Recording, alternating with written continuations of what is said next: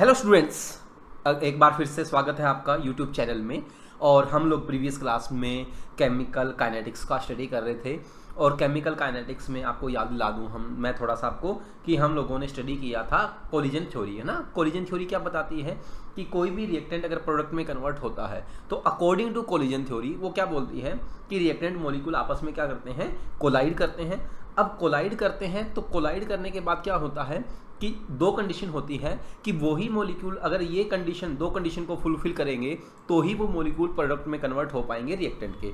वो कंडीशन कौन कौन सी थी? एक तो थी उनका प्रॉपर ओरिएंटेशन में जो कोलिजन था वो होना चाहिए, और दूसरा था उनकी प्रॉपर कुछ एनर्जी होनी चाहिए। और फिर हम लोगों ने इसके रिगार्डिंग कुछ एनर्जी के नाम देखे थे, थ्रेशोल्ड एनर्जी, एक्टिवेशन एनर्जी, ये सब चीज़ें, ठीक है। तो ये हम लोगों ने कोलिजन थ्योरी में पढ़ा था। अब हम लोग देखते हैं कि जो रेट ऑफ रिएक्शन है, तो रेट ऑफ रिएक्शन किस तरीके से कौन कौन से फैक्टर पे डिपेंड करती है। तो पहला जो फैक्टर था वो हम लोगों ने फर्स्ट ऑर्डर सेकंड ऑर्डर पढ़ा, तो वहाँ पे हम लोग इजीली देख पाए थे कि जो कंसंट्रेशन है रिएक्टेंट्स का वो इफेक्ट करता है रेट ऑफ रिएक्शन को। अब वो रेट ऑफ रिएक्शन को कैसे इफेक्ट करता है तो वो हम लोग बताते हैं ऑर्डर ऑफ रिएक्शन से, ठीक है। कि ये फर्स्ट ऑर्डर है तो इस फैक्टर से इफेक्ट करेगा, सेकंड ऑर्डर है तो इस फैक्टर से इफेक्ट करेगा। अब बाकी जो फैक्टर है वो है अपने पास, मेन जो फैक्टर है वो है टेम्परेचर एंड कैटलिस्ट, कि ये कैसे इफेक्ट करते हैं।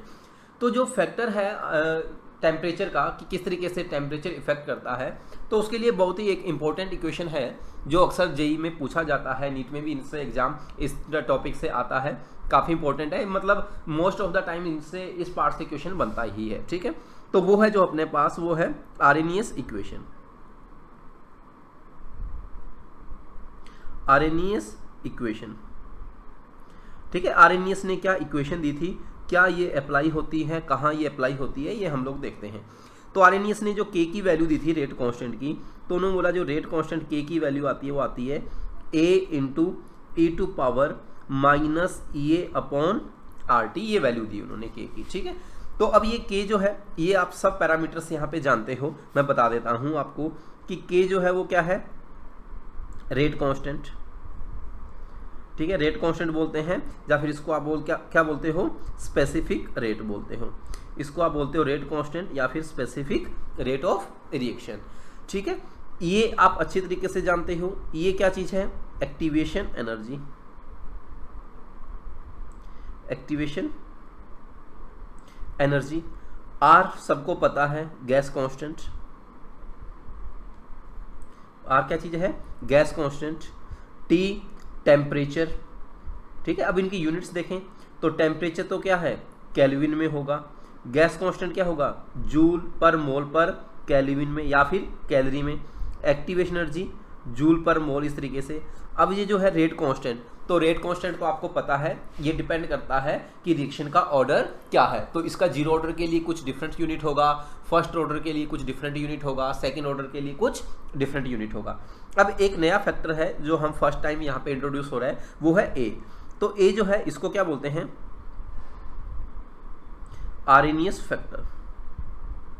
इसको क्या बोलते हैं, आर्हेनियस फैक्टर, ठीक है। तो ये आर्हेनियस फैक्टर भी बोलते हैं इसको, या फिर कोलिजन या फ्रीक्वेंसी फैक्टर भी बोल देते हैं, तो आर्हेनियस फैक्टर। अब देखें कि अगर आप देखोगे कि ये जो इतनी क्वांटिटी है ये वाली, ठीक है, ये जो क्वांटिटी आपको दिखेगी इधर एक्सपोनेंशियल, ये पूरी क्या होगी, यूनिटलेस। तो इसका मतलब जो के की यूनिट होगी वही यूनिट किसकी होगी, ए की होगी। तो इसका मतलब ये हुआ कि के की यूनिट डिपेंड करती है ऑर्डर ऑफ रिएक्शन पे, तो ए का जो यूनिट है वो भी डिपेंड करता है ऑर्डर ऑफ रिएक्शन के। तो आप इस तरीके से बोल सकते हो कि यूनिट ऑफ के जो है, unit of K will be same as unit of A, कि जो ए की यूनिट होगी और के की यूनिट होगी ये दोनों क्या होंगी, सेम होगी। और ये दोनों डिपेंड करते हैं किस पे, rate of reaction, order of reaction पे डिपेंड करते हैं, ठीक है। अब इसका ग्राफ भी दिया जाता है अक्सर कई बार कि कैसे इस तरीके से ग्राफ आएगा इसका, के का, टी का, ठीक है। अब आपको एक तो चीज़ पता चल गई होगी कि कोई भी रिएक्शन है कि टेम्परेचर इंक्रीज करोगे तो टेम्परेचर इंक्रीज करने पर रेट कांस्टेंट के की वैल्यू ऑलवेज इंक्रीज होगी। तो ध्यान रखना कि टेम्परेचर इंक्रीज करने पर के की वैल्यू इंक्रीज होगी। वो किस तरीके से, देखो इधर ये इक्वेशन आपके सामने है। अब आप यहाँ पे टेम्परेचर इंक्रीज करोगे तो टेम्परेचर इंक्रीज करोगे तो ये डिनोमिनेटर में है, तो डिनोमिनेटर में तो ये नेट वैल्यू कैसी होगी, डिक्रीज होगी। बट ये नेगेटिव में है, तो नेगेटिव में अगर वैल्यू डिक्रीज हो रही है तो मतलब इंक्रीज हो रही है। तो इस तरीके से आप बोल सकते हो कि टेम्परेचर इंक्रीज करोगे तो के की वैल्यू इंक्रीज होगी। के की वैल्यू इंक्रीज होगी मतलब रेट ऑफ रिएक्शन भी क्या होगा, रेट ऑफ रिएक्शन वो भी इंक्रीज होगा।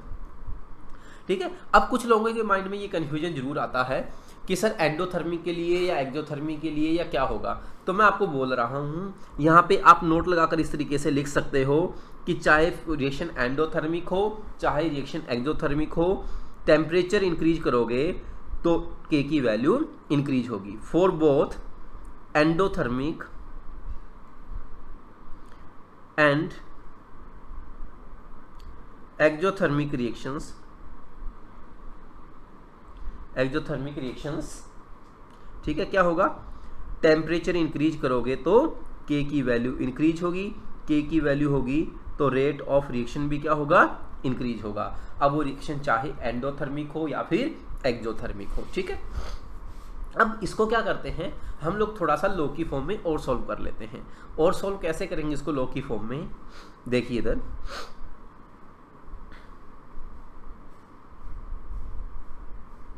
ठीक है, आपने लिखा K is equal to A E to power minus E A upon R T. अब हम लोग लेते हैं ln, तो ln K हुआ, इधर क्या होगा ln A और ये हो जाएगा minus E A upon R T, ये वैल्यू आ गई। ठीक।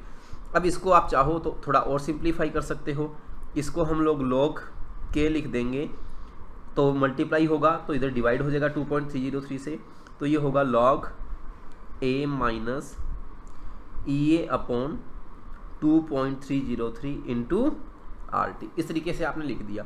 तो ये एक्सप्रेशन भी आपको ध्यान होना चाहिए, रटने की जरूरत नहीं है कि जब भी कोई क्वेश्चन आएगा तो आरइनियस वाला ये अगर आपको याद है तो आप ये इजीली उससे ड्राइव कर लेंगे, कोई बड़ा मुश्किल काम नहीं है, बस आपको सिंपली log तो लेना है।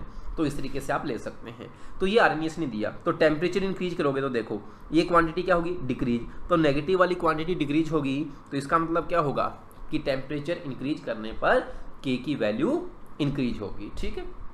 तो टेम्परेचर इंक्रीज करने पर रेट कांस्टेंट की वैल्यू इंक्रीज होगी। रिएक्शन चाहे एंडोथर्मिक हो, रिएक्शन चाहे एक्सोथर्मिक हो, रिएक्शन कोई सी भी हो, टेम्परेचर इंक्रीज करते हो तो के की वैल्यू इंक्रीज होनी है, ये ध्यान रखना। ये फिर दोबारा नहीं कोई सोचेगा कि रिएक्शन एंडोथर्मिक है या एक्सोथर्मिक है, ये कन्फ्यूजन रहता है कुछ लोगों के। ठीक है।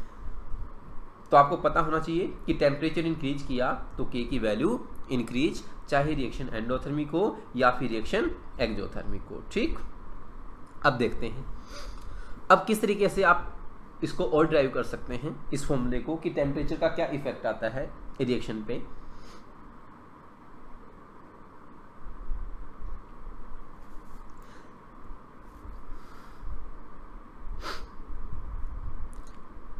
लेट से आपने लिया टेम्परेचर T1, ठीक है। तो टेम्परेचर T1 पे जो रेट कांस्टेंट की वैल्यू है वो कितनी है, K1, और हम लोग लेते हैं टेम्परेचर T2 पे, और टेम्परेचर T2 पे जो रेट कांस्टेंट की वैल्यू है वो कितनी है, K2। तो टेम्परेचर T1 पे आपने बोला कि रेट कांस्टेंट की वैल्यू K1 है, और टेम्परेचर T2 पे जो रेट कांस्टेंट है उसकी वैल्यू कितनी है, K2 है। तो हम लोग ऐसा भी मान लेते हैं कि T2 is greater than T1, ऐसा मान लेते हैं कि इसका मतलब क्या हुआ, आपने टेम्परेचर आपने इंक्रीज किया। अब देखो यहाँ से क्या डेरिवेशन आएगा, हम लोग फर्स्ट के लिए लिखते हैं। फर्स्ट के लिए लिखेंगे तो क्या लिखेंगे, देखो इधर कि log K1 is equal to log A minus E A upon 2.303 R T1। कौन सा टेम्परेचर, T1। सेकेंड वाले टेम्परेचर के लिए लिखोगे तो ये आप लिखोगे log K2 equal to log A minus E A upon 2.303 R T2, ये आपने लिखा। ठीक है। अब इसमें आप बोलोगे टेम्परेचर चेंज किया तो A और ई ए इन दोनों की वैल्यू चेंज नहीं होगी, ये टेम्परेचर के साथ वेरी नहीं करते, इनकी वैल्यू कांस्टेंट रहती है। किसकी, कोलिजन फैक्टर या आरएनएस फैक्टर और एक्टिवेशन एनर्जी की वैल्यू क्या रहती है, कांस्टेंट रहती है। विद टेम्परेचर ये वैल्यू चेंज नहीं होती। अब देखो कि आपके पास इसको लिख देते हैं, लेट्स से इक्वेशन 1 है, दिस इज इक्वेशन 2 है।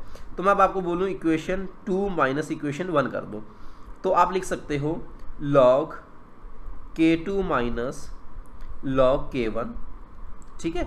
अब ये वाली टर्म तो इक्वल थी, कैंसिल हो जाएगी। इधर इसको लिखोगे तो क्या लिखोगे, EA अपॉन 2.303 कॉमन लिया, R भी कॉमन आ जाएगा, तो ये वैल्यू होगी 1 upon T1 minus 1 upon T2, इस तरीके से लिख दिया। अब आपको पता है कि log A minus log B, ठीक है, मैं यहाँ पे लिख देता हूँ log A minus log B को आप क्या लिख सकते हो, इसको आप लिख सकते हो log A अपॉन B। तो इसको हम लोगों ने लिख दिया log K2 बाई K1, इसको क्या लिख दिया log K2 बाई K1, और इसकी जो वैल्यू आ गई, तो इसकी वैल्यू आ गई कितनी, EA अपॉन 2.303 R ये आ गया, और इसको हम लोगों ने लिख दिया 1 upon T1 minus 1 upon T2, या फिर और सिंप्लीफाई कर सकते हो एक स्टेप में, तो ये आ गई log K2 by K1 equals to EA upon 2.303 R, इसको आप लिख सकते हो T2 माइनस T1, और अपॉन में आएगा T1 T2 जो आपने LCM लिया था। तो ये फॉर्मूला आ गया। अब आप पूछोगे सर ये फॉर्मूला यूज कहाँ पे आने वाला है, तो ये फॉर्मूला तब यूज में आएगा, स्टार्टिंग में देखो हम लोगों ने लिखा था कि T1 टेम्परेचर पे K1 है और T2 टेम्परेचर पे रेट कांस्टेंट की वैल्यू K2 है। तो अब आपको क्वेश्चन में क्या दिया होगा कि कोई भी एक टेम्परेचर दे देगा, उस पर रेट कांस्टेंट की वैल्यू दी होगी, और उस रिएक्शन के लिए आपको एक्टिवेशन एनर्जी की वैल्यू गिवन होगी। तो किसी टेम्परेचर T2 पे आपसे क्या पूछेगा कि K की वैल्यू फाइंड करनी है। हालांकि ऐसा क्वेश्चन एग्जाम में काफ़ी कम आता है क्योंकि कैलकुलेटिव हो जाता है, बट फिर भी अपने को आना चाहिए ये क्वेश्चन, ठीक है। लेट्स से उसने टेम्परेचर T1 पे वैल्यू आपको दे दी कितनी, K1, और फिर उसने आपको दे दिया EA की वैल्यू, ये भी आपको गिवन है। वो पूछेगा टेम्परेचर T2 पे K2 की वैल्यू कितनी है, ये पूछा जाएगा। तो अब आपको T1 पता है, T2 पता है, K1 पता है, EA पता है, तो इस इक्वेशन में आप इसकी वैल्यू पुट कर दोगे तो आप इसको इजीली ड्राइव कर दोगे, ठीक है। तो हम लोगों ने क्या किया, अभी एक इसका बेसिक पढ़ा, आप इसकी वीडियो कंटिन्यू देखना, मेरे दो वीडियो 2 पार्ट में आएगा ये वीडियो, ठीक है ना, कि आप इसको पूरा अच्छे से, इसके क्वेश्चन भी करेंगे हम लोग फिर आगे। तो अभी आप इसकी थ्योरी समझिए कि किस तरीके से आरएनएस का यूज किया। क्या किया हम लोगों ने, पहले आरएनएस इक्वेशन जो दी थी वो याद रखनी है, ठीक है। फिर टेम्परेचर के साथ उसका K का क्या रिलेशन है वो हम लोगों को ध्यान रखना है। किसी टेम्परेचर T1 पे अगर पता है तो किसी दूसरे टेम्परेचर पे आपको वैल्यू फाइंड करनी है रेट कांस्टेंट की, तो वो आप with the help of RNS equation find कर सकते हैं। अब हम लोग इसके ड्रॉ करते हैं ग्राफ्स,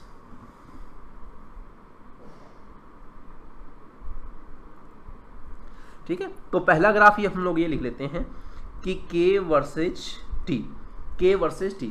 तो जब भी हमको ग्राफ ड्रॉ करना है तो आपको पहले उसकी रिलेशन पता होना चाहिए। कि आपको ये पता है कि K equals to A e to power minus EA upon RT। अब आपको पता है कि ये तो y है और t क्या है, x है। तो y और x में जो ग्राफ है वो लीनियर नहीं है, ये आपको पता है, एक्सपोनेंशियल ग्राफ है। तो एक्सपोनेंशियल है, ये आपको पता है। दूसरा कि एक्सपोनेंशियल के साथ साथ अगर आप टेम्परेचर इंक्रीज करते हो तो टेम्परेचर इंक्रीज करने पर K की वैल्यू भी क्या होगी, इंक्रीज होगी। तो आपको ज़्यादा दिमाग नहीं लगाना इसमें, बस इतना सा ही ध्यान रखना है कि अगर आपने लिखा K का और T का ग्राफ लिखा, तो K का और T का ग्राफ लिखोगे तो टेम्परेचर इंक्रीज करने पर K की वैल्यू इंक्रीज होगी, ये आपको पता होना चाहिए। बाकी एक्सपोनेंशियल होगी, ये आपको पता होना चाहिए, लीनियर नहीं होगी। तो इसका ग्राफ कुछ इस तरीके से आप ड्रॉ कर सकते हैं, ठीक है। ये लीनियर वैल्यू नहीं है, एक्सपोनेंशियल इंक्रीज होती है। तो आपको इतना आइडिया होगा तो आपका इजीली एग्जाम में क्वेश्चन हो जाएगा, ठीक। दूसरा जो था कि आपको ग्राफ दे दिया log K versus 1/T, log K versus 1/T। तो ये ग्राफ दिया तो पहले इसमें रिलेशन पता होना चाहिए हम लोगों को कि रिलेशन क्या होगा। तो इसका रिलेशन लिखते हैं भाई, आरएनएस से ही आएगा सब कुछ, ठीक है। तो log K is equal to log A minus EA upon 2.303 R 1/T। तो आ गया कुछ। तो log K को तो आपने क्या लिखा, y, ये कुछ कांस्टेंट है, माइनस EA अपॉन 2.303 R और 1/T को आपने क्या लिख दिया, x। तो आपको पता चल गया ये कुछ y is equal to M X plus C type का ग्राफ है। किसका है? M X plus C type का। तो इसका मतलब ये ग्राफ कैसा होना चाहिए? लीनियर। तो इसका जो इंटरसेप्ट है सी, तो वो तो कितना हो गया? लॉग ए इंटरसेप्ट हो गया। और इसका जो स्लोप है, ध्यान रखना स्लोप से इस तरीके के काफ़ी बार क्वेश्चन बने हैं एग्जाम में, अच्छे क्वेश्चन बनते हैं। तो इसका जो स्लोप है वो कितना आएगा? ई ए अपॉन 2.303 और इंटू कितना? आर। तो इस तरीके का ये ग्राफ होगा। इसका ग्राफ ड्रॉ करें तो लीनियर ग्राफ होगा विद पॉजिटिव स्लोप, है ना। स्लोप ये पॉजिटिव है, 2.303 पॉजिटिव है, आर पॉजिटिव है, तो डेफिनेटली स्लोप पॉजिटिव ही आएगा इसका, ठीक है, या नेगेटिव आएगा। देखिए ध्यान से, ये माइनस साइन है बेटा, है ना। तो डियर ये माइनस है तो स्लोप इसका कैसा आएगा? नेगेटिव आएगा। तो आप इसको लिख सकते हो, इधर आपने लिखा लॉग के और इधर लिखते हैं 1/t। तो लॉग के और 1/t का ग्राफ लीनियर है। इंटरसेप्ट कितना है? लॉग ए, और स्लोप कितना है? नेगेटिव। तो ये है इसका। और इसका अगर स्लोप लिखेंगे n यानी कि tan थीटा, तो इसका स्लोप जो होगा वो कितना होगा? Minus E A upon 2.303 R. तो ई ए पॉजिटिव होगा, आर पॉजिटिव होगा, तो स्लोप कैसा होगा? स्लोप ऑलवेज कैसा होगा? नेगेटिव। बट जो सी है वो कितना होगा? लॉग ए। तो ये कुछ भी हो सकता है, पॉजिटिव या नेगेटिव, उसके अकॉर्डिंग ग्राफ बन जाएगा। तो इस तरीके से ये जनरल ग्राफ बन गया ये, ठीक है। तो ये आपको ध्यान रखना है आर्नियस इक्वेशन का कि किस तरीके के क्वेश्चन बनते हैं। अब इसके क्वेश्चन की प्रैक्टिस करते हैं और आगे इसको फिर अपन एक्सटेंड करेंगे। तो अभी इसका एक क्वेश्चन करते हैं जो एग्जाम में आया है, किस तरीके से एग्जाम में इसका क्वेश्चन सॉल्व करना है।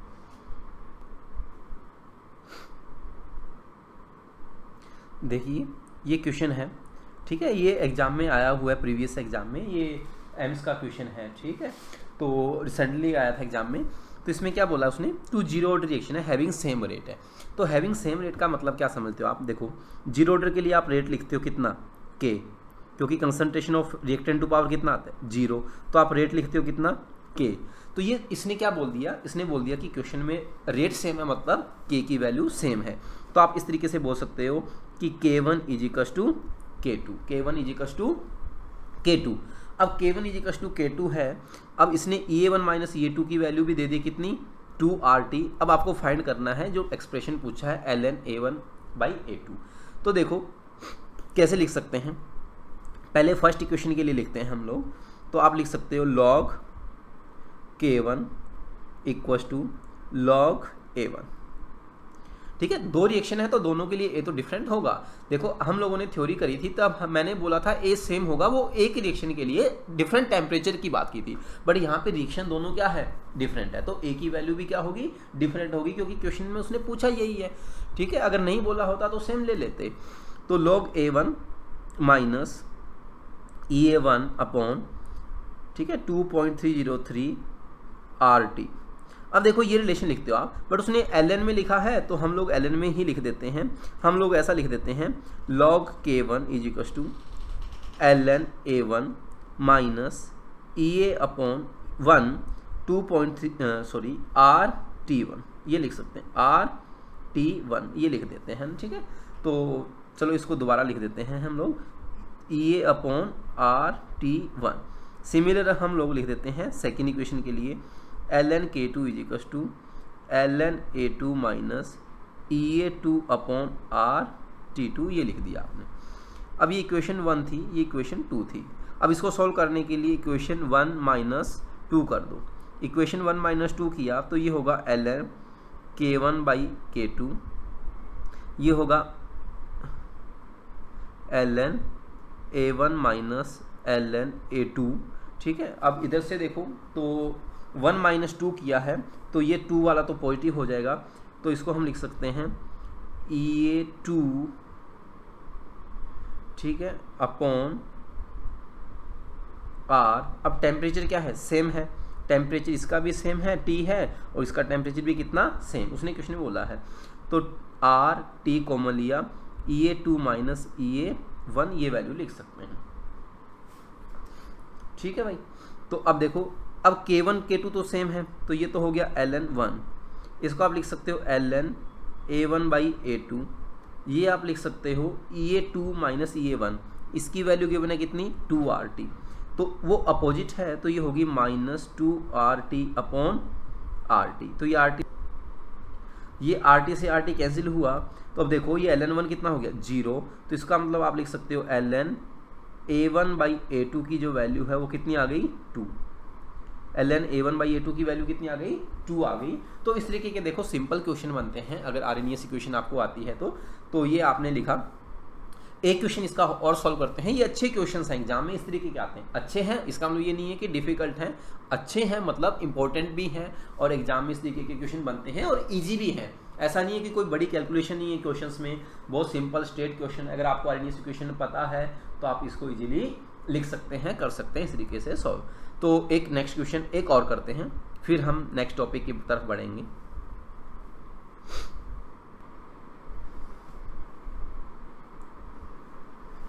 देखिए ये भी अच्छा क्वेश्चन है, ये भी एम्स में आया हुआ क्वेश्चन है, तो RNA इक्वेशन का ही यूज होना है इसमें। तो इसमें क्या करोगे, कैसे करोगे, देखते हैं इस क्वेश्चन को। ठीक है, इसमें दो रिएक्शन दी गई हैं, दो रिएक्शन A2B एंड C2D। तो A2B के लिए उसने क्या बोला है, जो उसने अपना K1 और K2 तो दे दिए, ठीक है, रेट कांस्टेंट K1 है, बट इसने K1 K2 का डायरेक्ट रिलेशन नहीं लिखा। उसके लिए इसने क्या बोला है कि फर्स्ट जो रिएक्शन है A2B, ठीक है, मैं इसका सोल्व करता हूँ, ध्यान से देखना इसको, कि इसने बोला है जो फर्स्ट रिएक्शन है A2B, ठीक है, इसका रेट कांस्टेंट कितना है K1 है, तो इसका T हाफ कितना लिखोगे, T हाफ यूनिमोलिकुलर है, इसने बोला है यूनिमोलिकुलर है और एलिमेंट्री है तो मतलब फर्स्ट ऑर्डर है, तो T हाफ कितना होगा 0.693/K1। C2D रिएक्शन है, उसके लिए कितना है K2 और इसका जो T हाफ लिखोगे वो कितना लिखोगे 0.693/K2। तो ये जो T हाफ का रेशियो है T हाफ 1/T हाफ 2, ये जो रेशियो इसने बोला है कितना है 1:2, तो ये कितना रेशियो लिखोगे, डिवाइड करोगे तो ये होगा K2/K1, या फिर आप सिंपली बोल सकते हो कि K1/K2 का जो रेशियो है वो कितना आ गया 2:1। ये क्वेश्चन में गिवन नहीं था, वो हमें देखना पड़ेगा T हाफ की वैल्यू से। तो पहली चीज़ तो यही थी इस क्वेश्चन में कि जो आपको निकालनी थी, कैलकुलेट करनी थी, तभी आप क्वेश्चन में आगे बढ़ पाओगे। ठीक है, अब आगे देखते हैं। फिर तो सिंपल है कि आप लोगों ने लिखा ln K1 = ln A minus EA1/RT और ln K2 = ln A minus EA2/RT। ठीक है, यहाँ पे हम लोगों ने A सेम लिखा है क्योंकि क्वेश्चन में कहीं भी उसने डिफरेंट नहीं दिया था, तो इसलिए हम लोगों को ये A सेम लेकर ही चलना पड़ेगा, अदरवाइज हम इसको सॉल्व नहीं कर पाएंगे। तो अब इसको अगर लिखें तो इक्वेशन 1 - 2 करो तो ln K1/K2, ठीक है, ये कैंसिल आउट हो जाएगा, तो इसको आप लिखोगे तो EA2 1 - 2 किया तो EA2/RT माइनस EA1, ये वैल्यू आप लिख दोगे। तो इसकी वैल्यू आपको पता है K1/K2 की वैल्यू कितनी है 2, तो ये आपने लिख दिया ln 2 = EA2 माइनस EA1/RT। तो आपने लिख दिया EA2 माइनस EA1 का जो वैल्यू है वो आएगा ln 2 × RT। बट आपसे कुछ किसका वैल्यू पूछा गया था, ये आपसे पूछा गया था EA1 माइनस EA2। देखना एग्जाम में दोनों ऑप्शन अवेलेबल थे, तो आपने को पूछा गया है EA1 माइनस EA2, तो ये वैल्यू कितनी आ जाएगी -RT × ln 2। तो एग्जाम में दोनों ऑप्शन अवेलेबल थे, आप देखोगे तो -RT ln 2 and +RT ln 2 दोनों ऑप्शन एग्जाम में अवेलेबल थे ऑप्शंस में, तो इसलिए अपने को बड़े ही ध्यान से देखना है कि क्या वैल्यू पूछी गई है। तो इस तरीके के सिंपल क्वेश्चन बनते हैं RNA इक्वेशन के, आप इसको बहुत अच्छे से कीजिए। हम लोग नेक्स्ट क्लास में और अच्छे से क्वेश्चन और करेंगे, इसके थोड़ा सा और आगे इसको हम लोग कवर करेंगे। और अभी अपने पास फैक्टर और पढ़ना है जो है कैटलिस्ट का फैक्टर, इसी से ही आएगा, जो आपने इक्वेशन लिखी है उसी में ही इंक्लूड होगा, इसी से रिलेटेड है कि कैटलिस्ट ऐड करने से रेट ऑफ रिएक्शन पे क्या इफेक्ट आता है। तो बाय बाय, टेक केयर, इसको अच्छे से पढ़िएगा। नेक्स्ट क्लास में इसके और अच्छे काफ़ी क्वेश्चन सॉल्व हम लोग करने वाले हैं, तब तक आप इसको पढ़ते रहिएगा, अपना ध्यान रखिएगा, एग्जाम की प्रिपरेशन करते रहिएगा। All the best.